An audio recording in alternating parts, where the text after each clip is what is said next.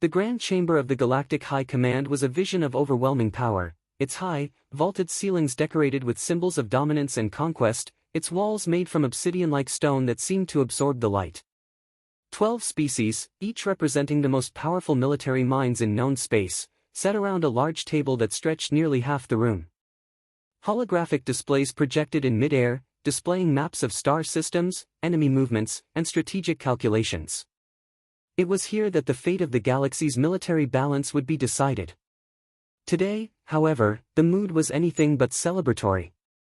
The draft, an annual event where each species handpicked the finest military minds to command fleets, was about to begin.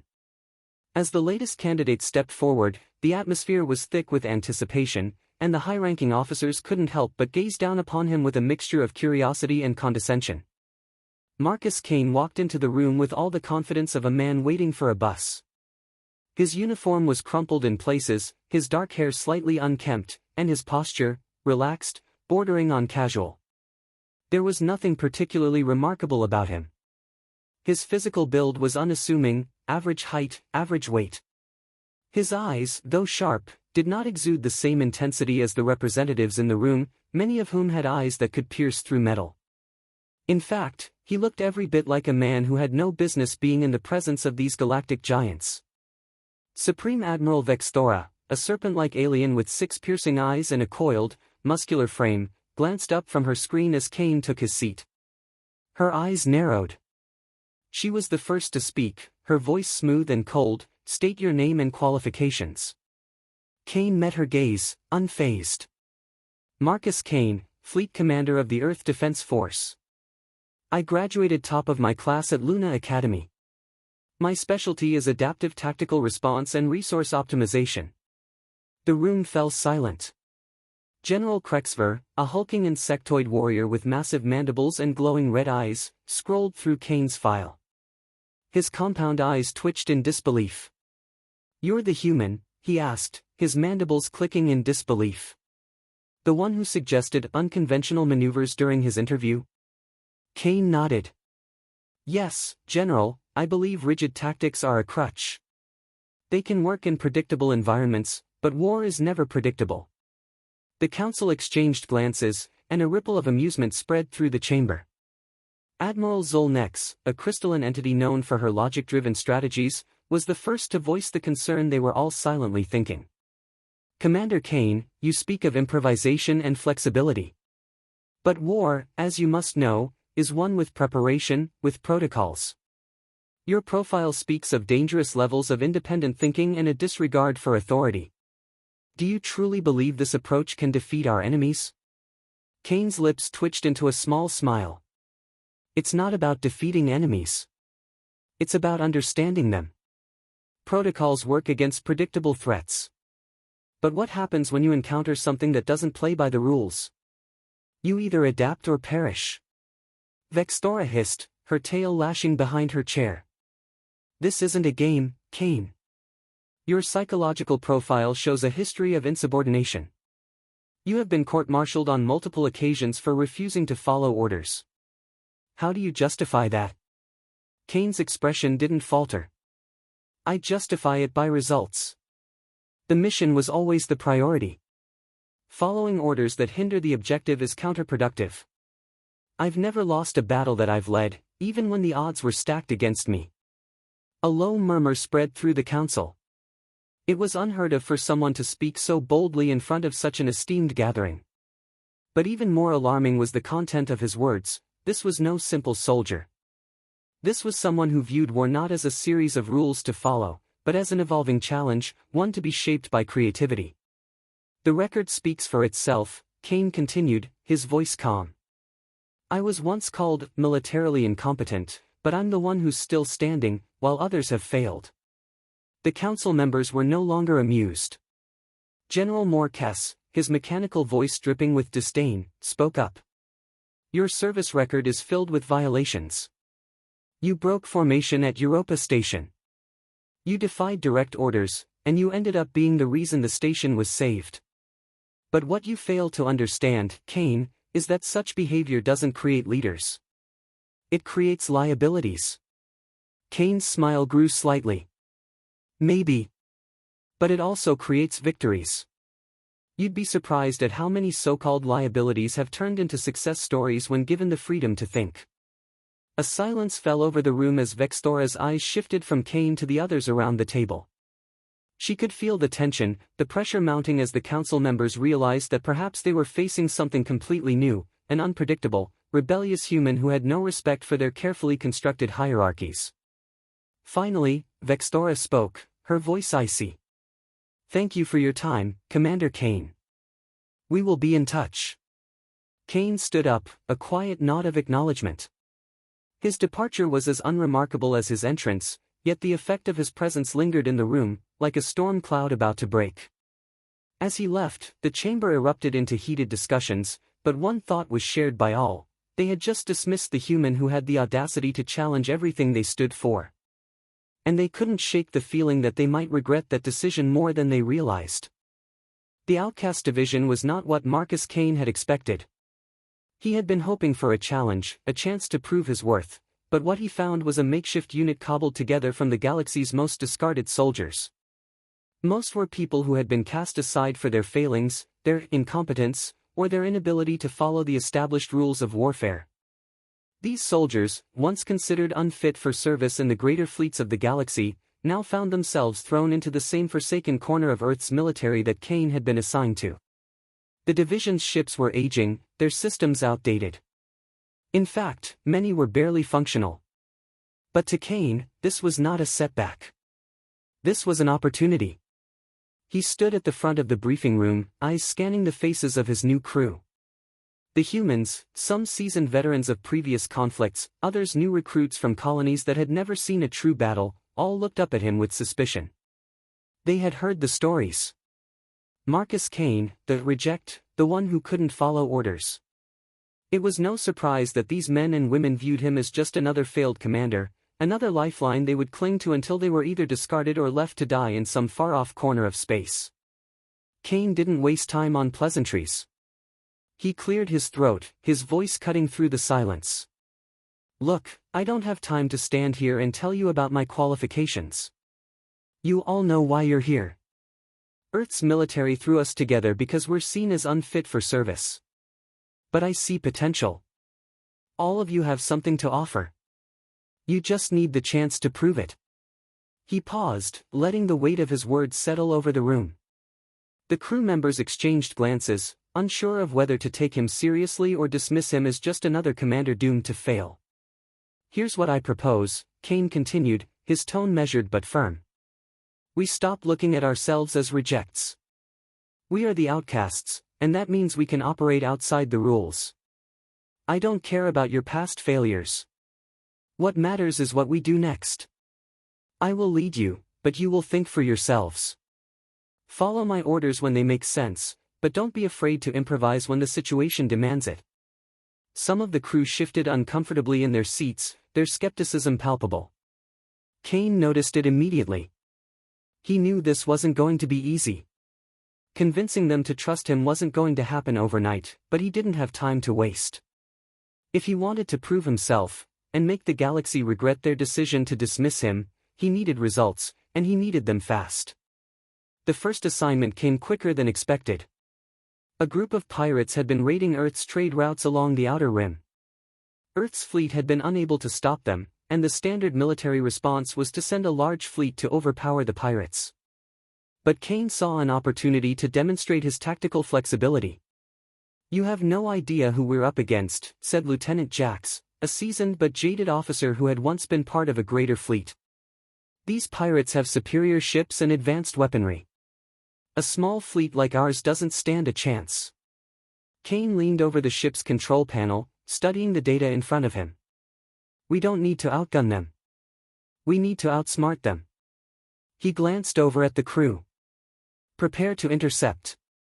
We're going to hit them where they least expect it." The crew members exchanged puzzled looks, but Kane didn't give them time to question. "You know the basics of the sector. We're going to use the debris field on the outskirts of the zone. I want you all to learn how to use your surroundings to your advantage. We'll use their arrogance against them." The plan was simple: bait the pirates into the debris field and use the asteroids as cover to launch a surprise attack. It was dangerous, unpredictable, and exactly what Kane needed to prove to his team that his methods could work.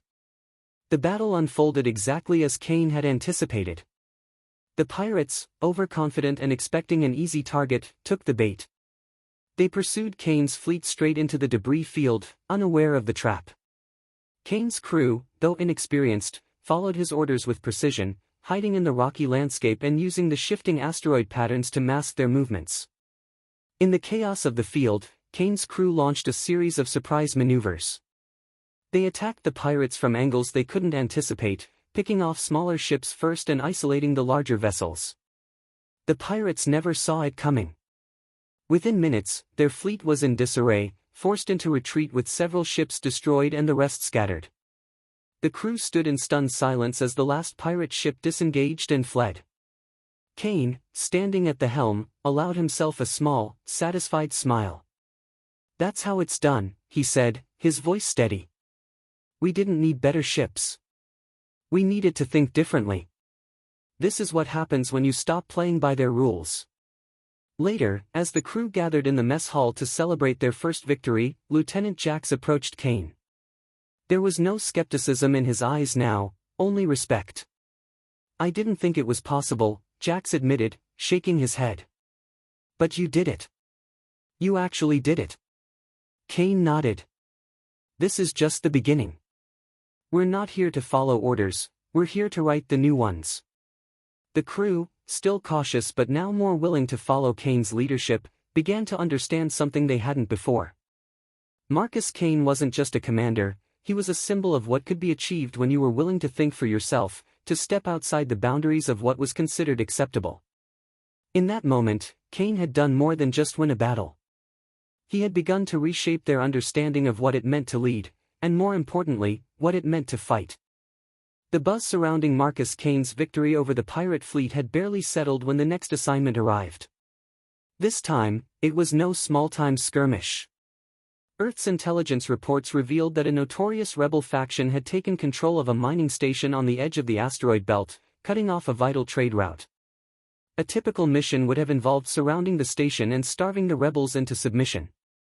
But Kane, as always, had a different approach in mind. "We don't have the luxury of time," Kane said, scanning the detailed holographic map of the station. The Outcast Division had been given a single chance to handle the situation. Failure meant not just another defeat, but a permanent black mark on their already tarnished reputation. Lieutenant Jax stood beside him, studying the same map. "It's an old station," Jax said. "Heavy defenses, strong reinforcements. Standard siege tactics should be enough." Kane shook his head, his eyes narrowing with focus.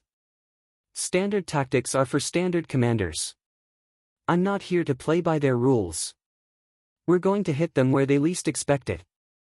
The plan Kane devised was unlike anything his team had ever seen. Instead of surrounding the station or waiting for reinforcements, they would fly straight into the heart of the station's defenses, through the dense asteroid belt that encircled it. Kane had calculated that the terrain, though hazardous, would offer the perfect cover for a surprise attack. The idea was simple: move through the asteroid field undetected, emerge above the station with a surprise assault, and force the rebels to surrender before they could react. The crew, already familiar with Kane's ability to turn the impossible into reality, didn't question the plan. They knew his strategies were unorthodox, but they also knew that they worked. As the fleet prepared for the mission, Kane gathered them together for one final briefing. "We're not here to make a name for ourselves," Kane said, his voice steady and calm. "We're here to end this quickly and cleanly. No mistakes. No second chances. We'll be moving in tight formation, weaving through the asteroids like ghosts. They won't even see us coming." The crew exchanged glances, their faces a mixture of uncertainty and determination. This mission was dangerous, and Kane's tactics were anything but conventional. But there was no denying the success they had already achieved together. This was their chance to prove they were more than just the misfits the galaxy had discarded. The journey through the asteroid field was nerve-wracking. The Outcast fleet moved as a single, synchronized unit, their ships darting through narrow gaps in the dense cluster of rocks. The hum of the engines was the only sound in the command deck as the crew watched their screens, holding their breath with every near miss. There was no room for error. A single collision would mean the destruction of the entire fleet. "Steady," Kane's voice crackled over the comms. "We've almost made it." It felt like an eternity before they reached the clear skies above the station. The fleet emerged from the asteroid field, weapons primed and ready. The station's defense system hadn't even registered them. The rebels were still focused on the outer perimeter, expecting an attack from the standard directions. "Now, we strike," Kane ordered. The battle was over in minutes. The outcast fleet descended upon the station with lightning speed. Kane's ships opened fire with pinpoint precision, targeting weak points in the station's structure and knocking out its defense systems. The rebels, caught completely off guard, scrambled to mount a defense, but their efforts were futile. Kane's ships moved like shadows, striking with perfect coordination and causing maximum damage in the shortest amount of time. Within 5 minutes, the station's shields were gone, and the rebels had no choice but to surrender. The entire operation was a success, minimal casualties on the outcast side, and the mission was completed far quicker than anyone had anticipated. The station's crew, stunned and demoralized, raised the white flag as Kane's fleet hovered above them. Back on the ship, the crew was silent at first, processing the sudden success. Then, slowly, a few smiles began to appear. "I didn't think it would be that easy," Jax admitted, shaking his head in disbelief. Kane, standing in the command center, allowed himself a small smile. "It wasn't easy. It was calculated. Every move was planned, every risk measured. The rebels were predictable, they thought they could defend against a siege. We showed them they were wrong." He turned to face the crew. "This is what happens when you stop playing by the book. We didn't just win this battle, we redefined how it should have been fought." The news of the victory spread quickly across the fleet, and soon enough, Earth's high command took notice. It didn't take long for reports to filter through galactic intelligence channels, drawing the attention of the very council members who had once rejected Kane. The success was not just a victory over rebels, it was a statement. Marcus Kane had once been dismissed as unfit for command, but now, he was making waves that no one could ignore. Back in the briefing room, Kane's reputation had begun to shift. His tactics, once considered reckless, were now being seen as innovative. Even Admiral Vexthora, who had dismissed him so confidently months ago, began to watch his every move from afar. Every victory was a thorn in her side, and the sting was only growing more unbearable with each passing day. Later that night, Kane stood alone in the observation deck, staring out into the vastness of space. The stars were far away, distant, and yet closer than they had ever been before. His fleet was no longer a ragtag group of misfits. They were becoming a force to be reckoned with, and the galaxy was beginning to notice. He didn't need their approval. He had what it took to lead. Now, it was only a matter of time before the entire galaxy would realize that the human they had rejected had become the greatest military mind they had ever seen. The Galactic High Command was beginning to feel the pressure. Their early dismissals of Marcus Kane's unconventional tactics now seemed like a glaring oversight, a mistake they could no longer ignore. The reports from the front lines were pouring in, each one more bewildering than the last. Kane's fleet, once the forgotten outcast division, was wreaking havoc across enemy lines with a ruthless efficiency that defied the logic of seasoned generals. And now, the time had come for his greatest challenge yet. Intelligence had identified a massive alien alliance, an imperial coalition of 3 of the galaxy's most formidable species, occupying a strategic system on Earth's periphery. They had been slowly encroaching on human space, taking over valuable colonies and vital resources. To the High Command, it seemed like the perfect test for Kane's tactics. A larger, more powerful enemy, with resources that dwarfed anything Earth had at its disposal. Kane wasn't intimidated. If anything, this only sparked his determination to prove that his methods could not just defeat the enemy but break them entirely. The mission was clear: push the alien alliance back, reclaim the lost colonies, and take out their command fleet. As always, Kane's plan was anything but traditional. While most commanders would have opted for a direct assault, relying on sheer firepower, Kane knew that strength alone wouldn't win this war. He needed to outthink them, to turn their confidence into their own downfall. Standing in the command center of his flagship, Kane briefed his team. The atmosphere was thick with tension, but Kane's calm presence steadied them all. "This isn't just about fighting their fleets," Kane began, his eyes scanning the faces of his commanders. "It's about making them doubt themselves. They've been confident for too long. It's time we remind them what happens when you underestimate Earth." Lieutenant Jax, now a trusted ally, leaned forward. "You're talking about psychological warfare again, right? Messing with their heads?" Kane's lips curled into a slight grin. "Exactly. We're going to use their own arrogance against them. They'll think we're just another weak human force. Let's make them pay for that mistake." The plan was risky, but Kane had no other choice. He knew that in order to strike a blow that would be remembered across the galaxy, he had to show the aliens that they couldn't predict anything. His fleet would launch a feigned assault, drawing the enemy into a trap. While their forces focused on the attack, Kane would use a small covert team to infiltrate their command vessel. It was a high-stakes gambit, but Kane believed that disrupting their leadership would cripple their entire war effort. The engagement began as expected. Kane's fleet moved in a seemingly disorganized manner, giving the aliens the impression that they were inexperienced, panicked. His ships darted back and forth, leaving gaps in their formation, as though they were disarrayed and scrambling to find a strategy. The alien commanders, confident in their superior firepower, took the bait immediately, surging forward with their own forces to meet what they believed was a vulnerable target. Kane watched the alien ships through the tactical display, his expression unreadable. "Hold steady," he ordered. His crew, well-trained now in the art of unpredictability, followed his lead without question. They knew better than to second-guess him.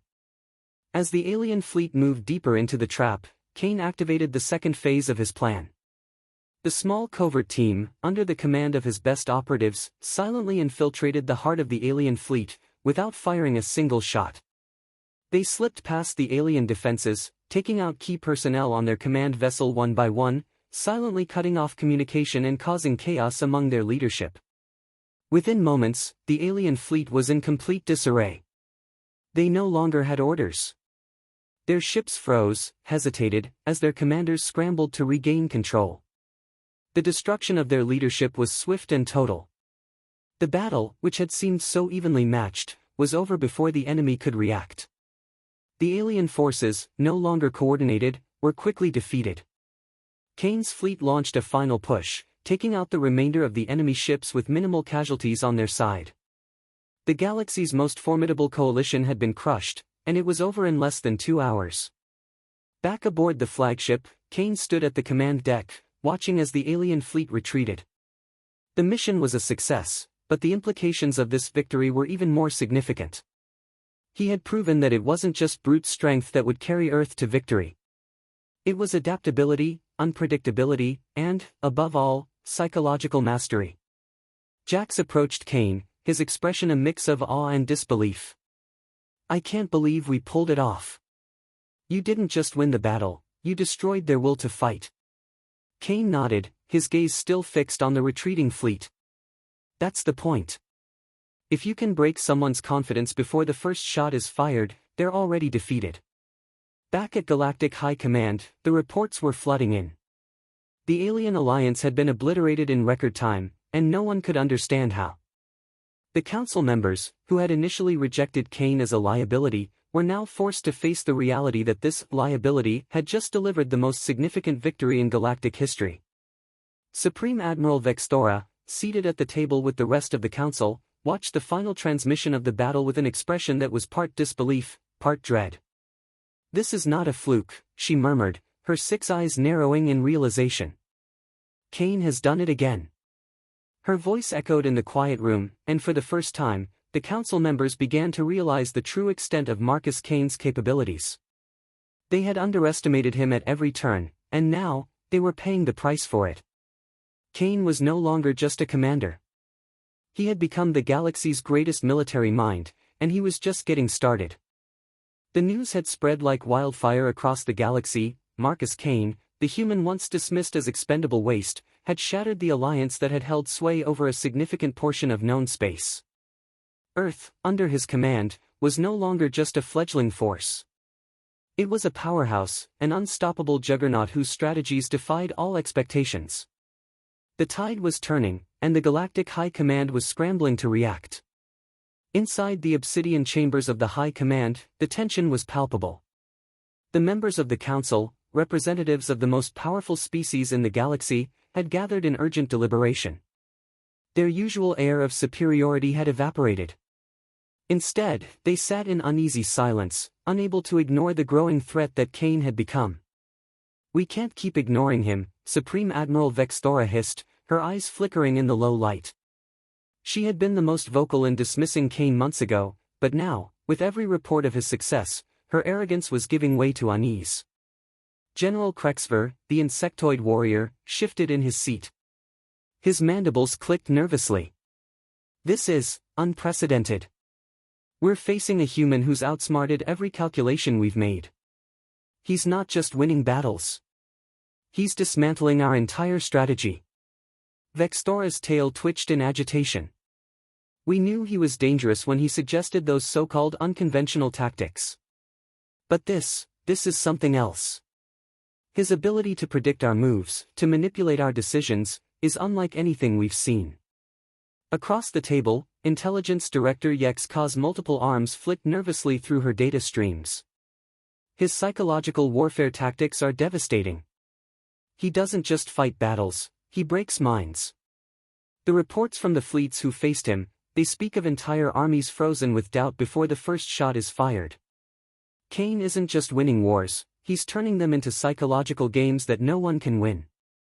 War Chief Beck's massive frame hunched forward, his eyes narrowing. "This isn't just a human victory anymore. We're talking about the collapse of entire fleets, the loss of critical systems, and worst of all, an enemy who doesn't just take territory, he takes willpower. He's making us question everything we thought we knew about warfare." Vexthora slammed her fist against the table, her 6 eyes flashing with a dangerous gleam. "Enough talking. We need action. This human is an aberration, a failure in our systems of evaluation. I refuse to let one human throw us into chaos. We'll launch an all-out strike against Earth.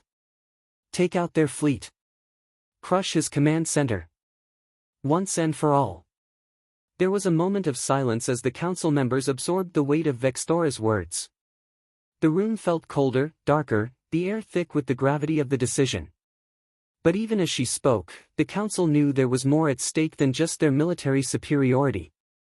They had underestimated Marcus Kane on every level. And now, they were dealing with the consequences. Kane sat quietly in the command center of his flagship, staring out into the vast emptiness of space. His fleet, now a well-oiled machine of unconventional warfare, had just finished its latest mission, dismantling a rebel faction's stronghold with minimal losses. He didn't celebrate. He didn't need to. Kane knew that his time was coming. He had become the most feared commander in the galaxy, and the galaxy had started to take notice. A flashing notification broke his concentration. It was a communication from Earth's military high command. As he opened the message, his gaze hardened. The Galactic High Command was preparing for an all-out strike. "Prepare for battle," Kane murmured under his breath, his voice steady as always. He had known this day would come. The Council's arrogance and fear would eventually push them into making a mistake. But they would never expect him to react the way he was about to. As the High Command's fleet neared Earth, Kane's fleet moved into position. He knew they would come with overwhelming force, attempting to strike fast and decisively. But he had prepared for this. He had anticipated their moves, analyzed their strengths, and found their weaknesses. "We have them exactly where we want them," Kane said, his voice calm as his officers moved quickly through their tasks. Lieutenant Jax, now fully trusting Kane's methods, raised an eyebrow. "They'll be expecting us to fight back head-on. But we're not doing that, are we?" Kane's lips curled slightly. "We're not going to fight their battle. We're going to make them fight ours. We'll draw them in, and when they're overextended, we'll strike." The two fleets met in the cold vastness of space, their ships glowing like stars in the infinite darkness. The High Command's forces came in waves, confident in their overwhelming numbers. They expected Kane to scatter, to be overwhelmed. They were wrong. Kane had spent months studying their tactics, learning the patterns of their commanders, their weaknesses. As the first shots rang out, he issued a single command. Activate the traps. What followed was a masterpiece of calculated chaos. Kane's fleet, seemingly caught off guard, retreated into the asteroid belt. But this was exactly what he had planned. He knew the High Command would press forward, thinking they had him cornered. As the enemy ships entered the asteroid field, Kane's fleet, hidden in plain sight, sprang the trap. With pinpoint accuracy, Kane's ships emerged from their cover, using the asteroids as shields, launching surprise attacks on the flanks of the High Command's forces. They had expected to sweep through Earth's defenses. Instead, they found themselves in a maelstrom of fire from every angle. What is this madness? Vextora shouted, her tail thrashing as she watched the chaos unfold. How is he doing this? Her question went unanswered. Kane had predicted their every move, using their arrogance and overconfidence to guide them into his trap. The battle raged on, but it was clear, the High Command's forces were disorganized, vulnerable. Kane's fleet, small but agile, tore through their ranks with ruthless efficiency. Hours later, the High Command's remaining fleet limped away, broken and scattered.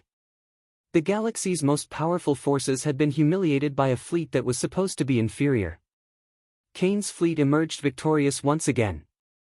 And this time, it wasn't just a military victory. It was the final blow to the once unshakable authority of the Galactic High Command. They had lost more than a battle. They had lost their dominance. Supreme Admiral Vextora stood in the wreckage of her command center, her eyes wild with fury and disbelief. The galaxy's greatest military minds had been outwitted, outmaneuvered, and broken by a human they had written off as expendable. She knew, with cold clarity, that the balance of power had shifted. And it was Marcus Kane who had reshaped the galaxy's future. The dust had barely settled on the battlefield before Marcus Kane's fleet began to sweep the remnants of the High Command's forces from Earth's orbit. The once mighty Galactic High Command, who had scoffed at his very existence just months ago, now found themselves fractured, leaderless, and crippled. Kane's tactics had not only destroyed their fleets but shattered the very essence of their confidence. He had proven that victory didn't require superior firepower, it required the ability to outthink your opponent. Now, Earth's victory echoed throughout the galaxy. Word of Kane's strategic genius spread like wildfire, striking fear and awe into the hearts of the galaxy's military powers. No longer was Kane the dismissed reject of the galactic draft, he was now the most feared military leader in history, a symbol of humanity's rising dominance. But with his new power came the delicate task of consolidating control and facing the immense responsibility of leadership. Kane stood in the briefing room of his flagship, the silence surrounding him almost suffocating. His officers, once wary of his unconventional methods, now looked to him as a leader who had defied every expectation. They respected him, but there was something else in their eyes, a recognition of the weight of the task that lay ahead. "We've done it," Lieutenant Jack said, breaking the silence. "The High Command is done. The galaxy's biggest military powers are in disarray. No one is coming for us." Kane's gaze never wavered from the holographic display before him. The galaxy was now divided into sectors, with many species already pulling back to reassess their positions in the face of Kane's victory. "Don't mistake this for peace," he replied coolly, his voice low. "This is just the beginning. The galaxy may be fragmented, but it won't stay that way. We need to ensure that Earth not only survives but thrives." Jax nodded. "What's the next step?" Kane's eyes hardened. "We rebuild, but not just militarily. We need to show the galaxy that Earth is no longer a weakling. We need to establish our influence across every system and secure our position as the new power. And that starts with the other species. We're going to offer them cooperation, not as equals, but as subordinates who need to adapt to our way of doing things." The room fell quiet as the officers digested Kane's words. To them, the notion of Earth not only surviving but leading was still foreign, a challenge they had never envisioned before. Yet, under Kane's leadership, they had already achieved the impossible. Later that day, a diplomatic envoy from the alien hegemony arrived, signaling the first of many attempts at negotiation from the species Kane had once fought. Supreme Admiral Vexthora, though no longer in command, had been reassigned to Earth's advisory board under Kane's new structure. Her presence in the room now felt like an ironic twist of fate. Once a leader, she was now a subordinate, forced to sit at the table as Kane's equal. Kane greeted her in a calm but commanding tone. "Vexthora, I trust your journey was uneventful?" The former Supreme Admiral stiffened but kept her expression neutral. "It was, as expected," she replied, her voice cold. "The galaxy is in chaos. Many of my people are questioning our decisions." Kane took his seat at the head of the table, never once breaking his gaze from her. "Good. They should. They made a mistake in underestimating Earth and me. Now they have to decide whether they want to live with that mistake or change their ways. We'll offer them peace, but it'll come with a price." Vexthora's 6 eyes narrowed, but she said nothing. She had learned the hard way that challenging Kane in a diplomatic setting was futile. Her people were no longer in charge of their own destiny. The power Kane now wielded was undeniable. The negotiations with the hegemony were tense, but Kane's control over the situation was absolute. Every word, every gesture, was calculated to remind them of the new reality. Earth was now the galaxy's military and diplomatic center.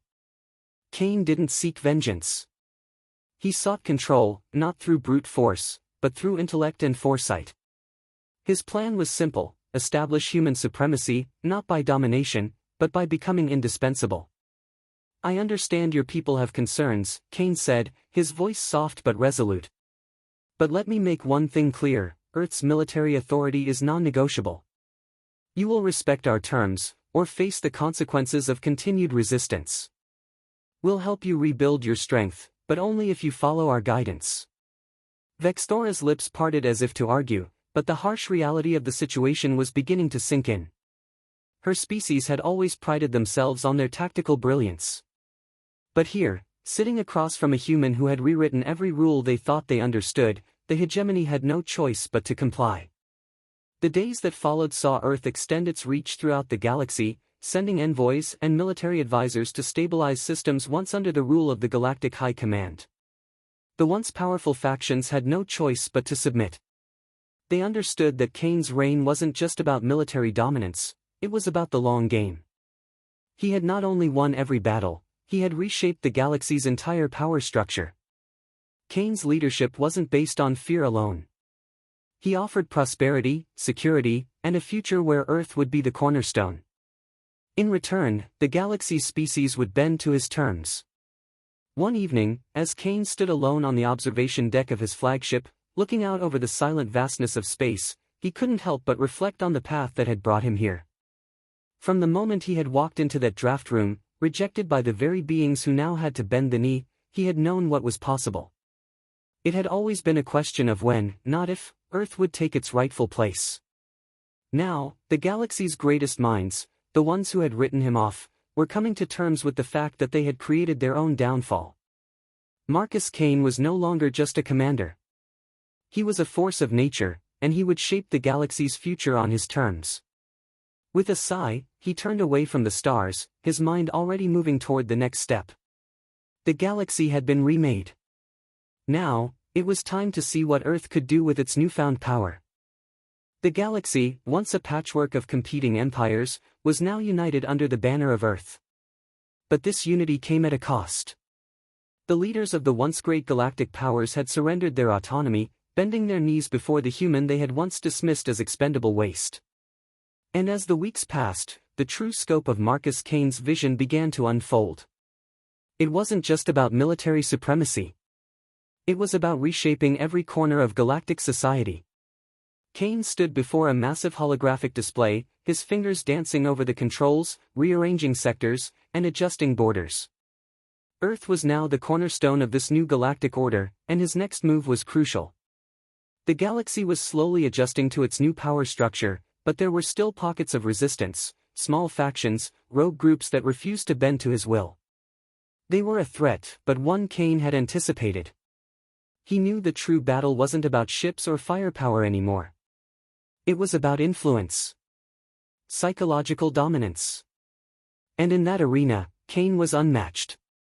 "Commander, the hegemony has requested another meeting," Lieutenant Jack said, stepping into the room.